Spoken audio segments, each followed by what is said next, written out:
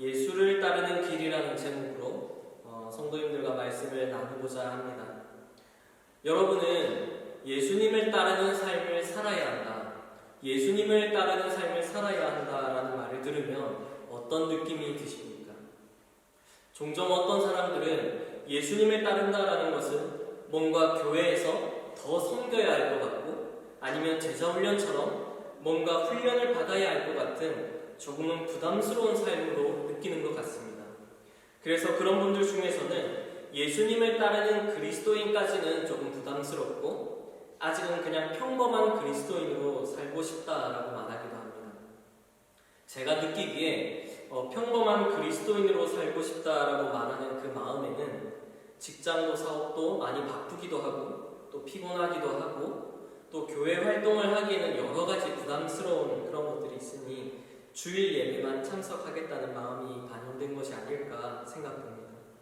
이것은 반대로 예수를 따르는 그리스도인은 마치 교회 활동을 왕성하게 하는 사람들이라는 오해를 가져오기도 합니다.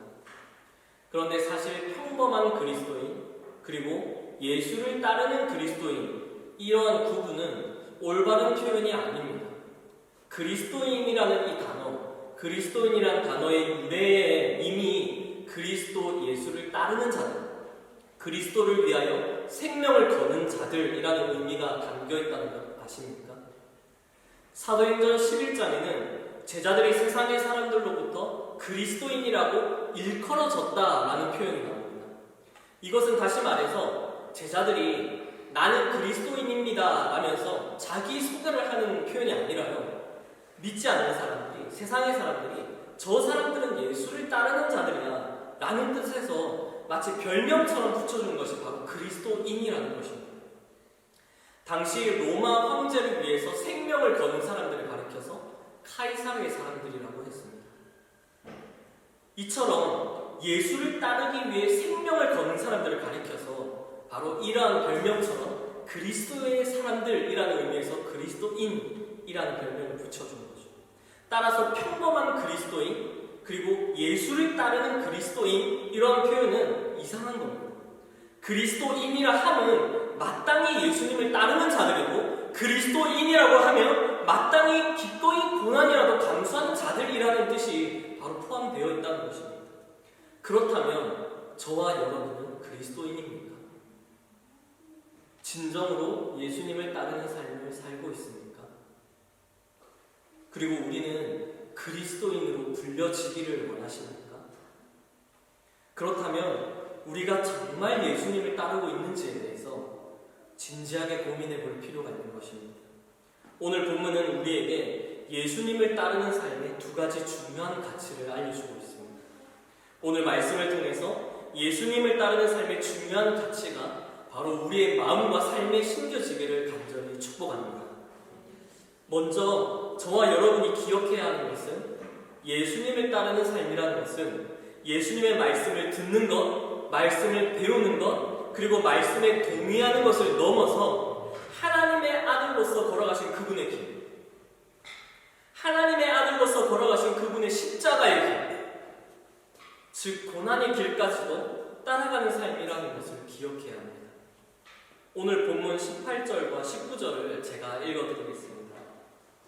예수께서 무리가 자기를 애워싸는 것을 보시고 건너편으로 가기를 명하시니라. 한 서기관이 나와 예수께 아뢰되 선생님이 어디로 가시든지 저는 따르리이다. 예수님께서 복음을 전하기 위해 갈릴리 호수 건너편으로 이동할 때 한 서기관이 예수님을 찾아옵니다. 그리고는 예수님께 이렇게 말을 하는 겁니다. 선생님, 제가 선생님이 어디로 가시든지 저는 따라가겠습니다. 대단한 고백이지 않습니까? 선생님이 어디로 가시든지 따라가겠다는 고백입니다. 예수님이 어디로 갈지 어떻게 알고 이러한 고백을 하겠습니까? 사실 이 고백만으로도 정말 대단한 고백인 거죠. 그런데 예수님께서는 자신을 따르겠다는 서기관에게 이렇게 얘기합니다. 우리 20절을 함께 읽어보도록 하겠습니다. 20절입니다. 시작. 예수께서 이르시되 여우도 굴이 있고 공중의 새도 거처가 있으되 인자는 머리 둘 곳이 없다 하시더라. 예수님이 어디로 가든지 따르겠다고 고백하는 이 서기관에게 많은 새들도 둥지가 있는데 인자는 머리 둘 곳이 없다라고 말씀하셨습니다. 선생님을 따르겠다는 이 고백에 싫으면 싫다, 좋으면 좋다 이렇게 말하면 되겠지만 예수님은 마치 이렇게 대답한 겁니다. 네가 선생이라고 하는 내가 정말 누구인지 너는 알고 따라가겠다고 하는 거야. 그리고 너가 어디든지 따라가겠다고 한 그 길이 어떤 길인지 도대체 알고 따라가겠다고 한다는 거예요. 예수님은 서기관에게 자신이 어떤 분인지 그리고 자신이 가는 길이 어떤 길인지를 알려주는 것이었습니다.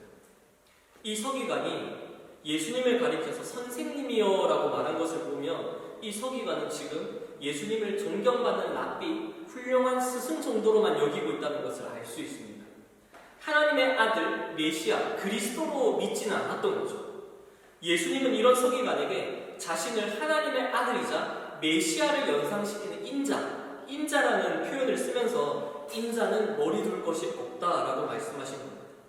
즉 서기관은 훌륭한 스승으로서의 예수님을 따라가겠다고 고백은 했지만 예수님은 그것을 넘어서 하나님의 아들로서 걸어가셨던 그 길, 머리 둘 것 없는 고난의 길을 너가 갈 수 있겠느냐라고 요청하신 겁니다. 제가 신학대학원 3학년 때 사역과 신방이 많아지면서 학교가 있는 그 용인에서 서울로 올라오는 길이 많아졌습니다.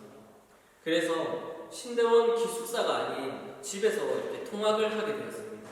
한 2시간 정도 거리였거든요. 제가 살았던 곳이 고양 쪽이었는데 고양시에서 용인까지 가는 길이 이제 출근 시간이다 보니까 엄청 막히는 거예요. 2시간 정도 걸렸는데 어느 날은 과제도 많아지고 또 매일 아침 일찍 수업이 있다 보니까 결국은 이제 통학보다는 학교에서 잠을 자는 경우가 많았습니다. 기숙사에 사는 다른 전도사님들의 방에 이제 신세를 지는 것도 하루 이틀이고 이제는 좀 민망해서 그냥 차에서 잠을 자는 것을 택했습니다. 제가 그때 차가 경차였거든요. 물론 이제 제 키가 뭐 경차에서 발 뻗고 자기는 충분한데 그런데도 이렇게 정말 많이 불편하더라고요. 특히 이제 겨울이 되고 신대원이 산 속에 있다 보니까 굉장히 추워졌습니다. 그래서 차에서 자는 것을 포기하고 도서관 로비에서 이렇게 잠을 잤습니다. 그렇게 한 학기 동안 차에서 그리고 도서관 로비에서 잠을 자다 보니까 참 이렇게 이 삶이 너무나 고단하다, 너무나 비참하고 참 피곤한 삶이다 이런 생각을 했던 기억이 납니다. 인자는 머리 둘 곳이 없다. 이 머리 둘 곳이 없다는 삶은요 그냥 어디를 여행하는 것처럼 뭔가 기대되고 설레는 그런 일이 아닙니다. 정말 비참하고 어려운 삶인 거죠. 예수님은 실제로 잃어버린 영혼들을 구원하시기 위해서 그러한 고난의 길을 자처하셨던 겁니다. 사람들과 제자들은 한 자리에 머물러서 좀 자리도 잡고 뭔가 좀 번창하기를 원했던 마음이 있었습니다. 그렇지만 주님은 어디에 정착하려고 하지도 않으셨고 잃어버린 영혼들이 있는 곳이라면 언제든지 그렇게 옮겨다니는 삶을 살았던 거죠. 제가 전에 사역했던 교회에서 있었던 일입니다. 제가 교회에서 이제 늦은 시간 동안 일을 하는데 어느새 밤 12시가 된 겁니다. 그래서 짐을 챙겨서 교회에 나섰는데 화장실에서 이상한 소리가 들리는 겁니다. 밤 12시인데 화장실에서 마치 사람이 코를 고는 것 같은 소리가 들렸던 거죠. 그래서 막 설마 하면서 갔는데 되게 무섭기도 하고 그래서 관리 집사님을 하고 같이 갔어요. 그래서 가보니까 정말 화장실 한 칸에서 사람이 자고 있었던 거예요. 노숙하시는 분이 화장실 칸 안에서 새우등을 한 채 자고 있었던 거죠. 인자는 머리 둘 곳이 없다는 것은 정말 이처럼 불안정하고 어려운 삶입니다. 오늘은 집에서 잘지 모르지만 다음 날은 배 위에서 잘 수도 있고 다음 날은 동굴에서 길에서 자야 할 수도 있습니다. 안락함이 없고 평안함이 없는 삶입니다. 그러나 예수님은 영혼들을 살리기 위해 머리 둘 것 없는 그 삶을 선택하셨고 오늘 본문의 서기관에게도 너가 그런 삶을 살 텐데 나를 따르겠느냐라고 요청하셔요. 사랑하는 성도님들, 오늘 주님께서는 저와 여러분에게도 이렇게 요청하신다고 믿습니다. 너가 그리스도인이냐? 나를 따르길 원하느냐? 내가 가는 길은 분명 고난이 함께 할 텐데 그런데도 나를 따를 수 있겠느냐? 우리에게 그 길을 기꺼이 따르라고 말씀하시는 겁니다. 사랑하는 뽕네크호 교회 성도님들, 우리는 이 사실을 기억해야 합니다. 아브라함이 고향과 친척과 아버지의 집을 떠나서 하나님의 말씀하신 곳으로 갔던 것은 여우의 굴도 없었고요, 새의 둥지도 없었습니다. 머리 둘 것 없는 삶을 살았던 거죠. 정말 고난의 삶이었을 겁니다. 그러나 그 삶은 하나님이 함께 하시는 삶이었다는 것을 우리가 기억해야 할 것입니다. 이스라엘 백성들의 광야 생활은 머리 둘 것 없는 곳이었죠. 그렇지만 그곳은 하나님을 만나는 곳이었습니다. 이처럼 머리 둘 것 없는 그곳은 주님을 만날 수 있는 곳입니다. 예수님을 따르는 삶이란 단순히 예수님의 가르침에 동의하는 정도가 아니라, 이런 서기관의 고백처럼 동의하는 정도가 아니라 그 고난까지도 함께하는 것임을 기억하시기 바랍니다. 기꺼이 예수님께서 걸으신 길을 따르며 고난에 동참하는 저와 여러분이 되기를 축복합니다. 예수님을 따르기 위해 겪은 이 고난은 각자가 다를 수 있습니다. 때로는 예수님을 따르기 위해 가족의 반대를 무릅써야 될 때도 있고요, 때로는 재정의 손해를 봐야 될 때도 있습니다. 그리고 정말 달콤한 휴식 시간이 있는데 주님을 따르기 위해서는 그 시간마저 드려야 될 때도 있습니다. 그렇지만 오늘 이 시간 우리의 기도는 이렇게 바뀌어야 되는 거죠. 우리를 평안하게 해줄 여우의 굴과 나는 새들의 둥지, 그런 둥지 같은 안식을 우리에게 달라고 고백하기보다는 머리 둘 곳이 없는 삶이라 할지라도 예수님께서 가는 그 길을 진정으로 따르길 원한다는 고백이 바로 저와 여러분에게 있어야 된다는 것입니다. 사실 조금만 솔직하게 우리의 신앙생활을 들여다보면 우리의 신앙생활은 상당히 우리 자신의 안위를 위해 이루어지고 있다는 것을 보게 됩니다. 이러한 사실에 저 역시도 부인하기가 참 어렵습니다. 가정의 평안을 위해서, 사업의 평안을 위해서, 자녀들의 평안, 이 모든 것이 다 중요하잖아요. 이 중요한 일들, 이러한 일들을 위해서 우리가 간구하게 됩니다. 그리고 분명 저는 하나님께서 이러한 평안과 안식을 주신다고 믿습니다. 그렇지만 우리는 이 단계를 넘어서야 되는 거죠. 그리스도를 따르기 위해서 우리에게 감당하게 하시는 고난이 있습니다. 그렇지만 그 고난은 감당하게 하시는 고난이라는 것을 기억하시기 바랍니다. 그 고난에는 바로 우리를 향한 주님의 기대가 있다는 사실을 저와 여러분이 기도에 알았으면 좋겠습니다. 이렇게 고린도전서는 말씀합니다. 오직 하나님을 믿부사 너희가 감당하지 못할 시험당함을 허락하지 아니하시고 시험당할 즈음에 또한 피할 길을 내사 너희로 능히 감당하게 하시느니라. 오늘 본문의 문맥상 이 서기관은 예수님의 말씀을 따르지 않은 것으로 보입니다. 예수님을 따르면 좀 더 안락하고 편안한 삶이 있을 거라 기대했지만 예수님을 따르는 사람들의 길은 고난 가운데에서 십자가를 향하여 전진하는 길이라는 사실을 앞에 예수님을 떠났던 겁니다. 오늘 저와 여러분에게 예수님을 따르기 위해 감당해야 될 고난이 있다면 기꺼이 감당하며 주님을 따르겠다는 결단이 있는 시간이 되기를 축복합니다. 바로 그 길이 주님을 만날 수 있는 길이라는, 진정 영광의 길이라는 사실을 확신하는 저와 여러분이 되기를 축복합니다. 서기관이 찾아온 다음 이제는 제자들 중에 한 사람이 예수님을 찾아옵니다. 예수님과 이 제자의 대화를 통해서 주님은 예수님을 따르는 삶에 대한 중요한 가치, 그 가치를 또한 알려주고 있습니다. 그것은 주님의 부르심에 즉각적으로 응답하라는 것입니다. 21절을 우리가 함께 읽어보면 좋겠습니다. 21절입니다. 시작. 제자 중에 또 한 사람이 이르되 주여 내가 먼저 가서 내 아버지를 장사하게 허락하옵소서. 본문에서 제자는 예수님께 한 가지 부탁을 드리고 있습니다. 아버지의 장례를 치르고 나서 예수님을 따라가게 해달라고 부탁을 하는 거죠. 언뜻 이 부탁은 큰 잘못이 없어 보입니다. 어쩌면 자녀로서 마땅한 일을 하는 것이라고 생각됩니다. 그런데 예수님께서는 이 제자에게 뜻밖의 대답을 하십니다. 22절 말씀입니다. 예수께서 이르시되 죽은 자들이 그들의 죽은 자들을 장사하게 하고 너는 나를 따르라 하시니라. 무슨 말입니까? 죽은 자들이 죽은 자를 장사하게 하고 너는 나를 따르라. 부모님의 장례를 치르는 것보다 지금 나를 따르는 게 더 중요하니까 나를 따르라는 말처럼 느껴집니다. 지난 한 주 저희 부모님께서 프랑스에 오셨습니다. 하성이를 처음 보기도 했고요. 저희 부부도 1년 만에 보는 것이었습니다. 공항에서 출국하시는 날 어머니께서 공항에서 우시는데 저희 마음도 같은 마음이었습니다. 이런 생각을 하기는 참 슬프지만 저 역시도 이 제자와 같은 심정에 가깝습니다. 저 역시 만약 부모님이 죽음을 앞두고 있다면 그 옆을 지키고 싶습니다. 그 순간에 부모님과 함께하고 싶습니다. 저는 이 메시지를 두고 사실 고민이 참 많았습니다. 왜냐하면 저뿐만 아니라 대부분의 자녀들이 부모님이 돌아가시는 순간 그 옆을 지켜드리고 싶어 하기 때문입니다. 장례까지도 잘 치러드리고 싶은 것이 바로 자녀들의 마음인 거죠. 수천 킬로가 떨어져 있어도 다른 나라에 있어도 부모님이 돌아가실 때 그 옆을 지키고 싶은 그 마음, 고민도 하지 않고 달려가고 싶은 그 마음 자녀들의 마음인 거죠. 부모님께서 돌아가실 때 그 옆을 지키지 못해 겪어야 할 슬픔은 말로 표현하기가 어렵습니다.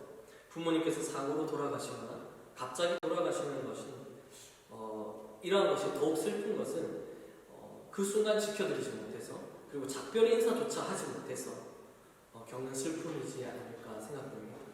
만약 본문에서 예수님과 이 제자의 대화가 우선순위의 문제라면 예수님이 먼저냐 부모님이 먼저냐라고 하는 문제라면 차라리 믿음이 작은 자라는 소리를 들을지언정 부모님의 장례를 치르고 예수님을 따르고 싶은 것이 바로 자녀들의 마음인 거죠. 예수님의 제자라고 하는 사람이 예수님을 따라가야 된다는 사실을 몰랐겠습니까? 예수님을 따라가야 하는 것을 아는데도 그 마음이 부모님을 향하는 거죠.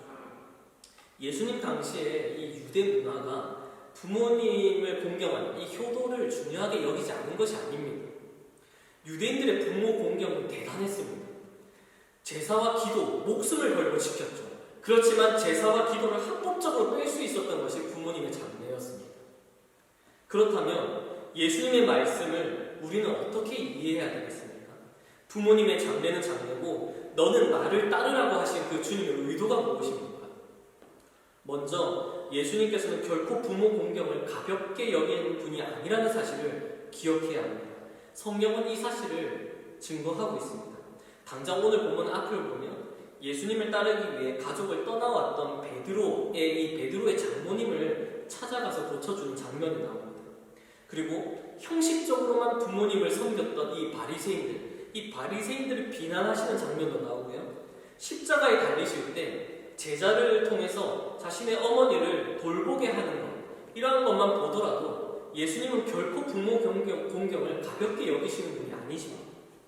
그런 예수님께서 이 제자에게 그럼에도 불구하고 너는 나를 따르라 하신 이유는 예수님을 따르는 것이 옳고 부모님을 섬기는 것은 그르다. 예수님이냐 부모님이냐 둘 중에 하나를 택하라고 말하고자 했던 것이 아니라 바로 지금 내가 너를 부르고 있고 그 예수님의 부르심 앞에 바로 지금 즉각적으로 반응하라는 것입니다. 지금 부르시는 예수님의 그 주권적인 권위 앞에 지금 반응하라는 것입니다. 마르다와 마리아의 이야기를 우리가 잘 알 것입니다. 예수님께서 찾아오셨을 때 일하고 있었던 마르다, 그리고 예수님과의 대화에 참여했던 마리아, 이 마리아 사이에는 교제하는 것은 옳고 일을 하는 것은 그르다의 양자택일의 문제가 아니었습니다. 지금 예수님의 부르심에 응답했던 마리아를 칭찬했던 거죠. 값비싼 향유값을 깨뜨렸던 여인과 그 값으로 가난한 사람을 돕는 것이 낫겠다고 했던 가룟 유다, 이 제안은 고액의 헌금은 옳고 고액의 자선 행위는 그르다라는 양자택일의 문제가 아니었습니다. 바로 지금 예수님의 장례를 예비하였던 이 여인의 헌신을 칭찬했던 겁니다.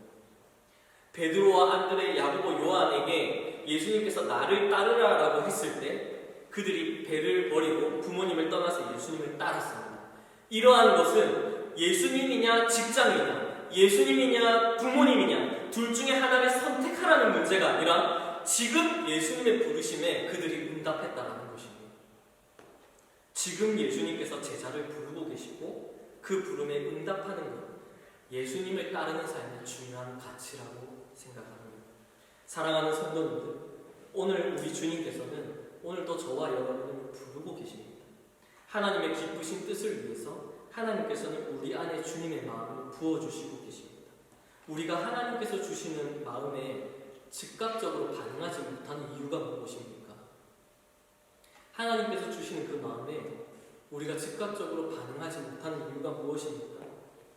우리에게 주시는 그 마음이 하나님의 뜻인지 아니면 나의 생각인지 헷갈려서입니까? 저의 경우에는 되게 그런 헷갈림보다는 주님이 주시는 마음이 분명히 느껴지는데 제 안에 있는 두려움이 저를 머뭇거리게 한다는 사실을 깨닫게 되었습니다. 분명 저 사람과 화해할 것을 지금 자꾸 마음에 부담을 주시는데 당장 용서를 구하지 못하는 겁니다. 용기가 없기도 하고 체면이 앞서기도 하는 거죠. 분명 저 사람을 재정적으로 도와주라는 부담을 주시는데 괜히 머뭇거리다가 막상 도와줘야 할 때 그때를 놓치는 거예요. 한 번은 제가 파리 남쪽에 있는 그 국제 유학생들이 살고 있는 시대 유니버시티에 갔다가 한국인 청년을 보게 되었습니다. 그리고 좀 잠깐 얘기를 하다가 제 마음에 이 친구에게 복음을 전해야 된다는 부담을 주셨어요. 그런데 괜히 민망한 상황이 생길까봐 제가 그 마음에 응답하지 못하고 반응하지 못했던 거예요. 용기를 내지 못했던 거죠. 예수님께서는 저와 여러분에게 주님의 부르심에 즉각적으로 반응할 것을 요청하고 계십니다. 예수님을 따르고자 하는 자들에게 주님은 주님의 마음을 분명히 주십니다. 때로는 죄를 깨닫게 하십니다. 지금 여러분의 마음에 깨닫게 하시는 죄가 있습니까? 하나님께서 우리의 마음에 죄를 깨닫게 하십니까? 그렇다면 우리에게 필요한 것은 후회가 아니라 즉각적으로 회개하는 거죠. 여러분의 마음에 기도해야 될 기도의 제목을 떠올리게 하십니까? 이것은 뒤로 미뤄야 될 문제가 아닙니다. 바로 지금 엎드려서 기도해야 될 문제죠. 내 옆에 있는 저 지체를 만나서 이야기를 들어주고 위로해야 될 그런 부담을 주신다면 바로 오늘 그 부름 앞에 반응해야 되는 거죠. 이것이 바로 우리가 해야 될 일입니다. 우리의 체면이 그 부르심을 가로막지 않도록, 우리의 두려움이 그 반응을 가로막지 않도록 담대함으로 나아가는 저와 여러분이 되기를 간절히 축복합니다. 사랑하는 성도님들, 말씀을 맺겠습니다. 예수님을 따른다는 것은 결코 쉬운 일은 아닌 것 같습니다. 2명의 사람들과 대화하신 예수님은 그 후에 제자들과 함께 갈릴리 호수를 건너가십니다. 오늘 본문은 예수님이 배에 오르심에 제자들이 예수님을 따랐다라고 설명하고 있습니다. 이렇게 믿음으로 예수님을 따랐던 제자들이지만 바다에서 큰 풍랑이 일어나자 그들은 또다시 두려움에 빠지게 됩니다. 이렇게 깊은 바다에서 풍랑이 일면 당연히 두려움이 생기죠. 당연한 일일 것입니다. 머리 둘 곳 없는 불안하고 고난이 있는 그런 길, 예수님을 따르는 그 길은 정말 두려운 길이기도 했지만 그 제자들이 예수님을 따라갔기에 바람과 바다를 말씀으로 잠잠하게 하시는 주님을 생생하게 경험할 수 있었던 겁니다. 27절, 그 사람들이 놀랍게 여길 때 이가 어떠한 사람이기에 바람과 바다도 순종하는가 하더라. 사랑하는 홍대 부교의 성도님들, 나를 따르라 하시는 예수님의 부르심에 지금 반응하는 우리가 되었으면 좋겠습니다. 예수님을 따르는 길 가운데 고난을 감당해야 한다면 기꺼이 감당하는 저와 여러분이 되기를 소망합니다. 그 고난의 길 위에서 바람과 바다를 잠잠하게 하시는 예수님을 경험하게 될 줄로 믿습니다. 그렇게 진정으로 예수님을 따르는 삶을 사는 저와 여러분이 되기를 간절히 축복합니다. 9시까지 개인적으로 기도하도록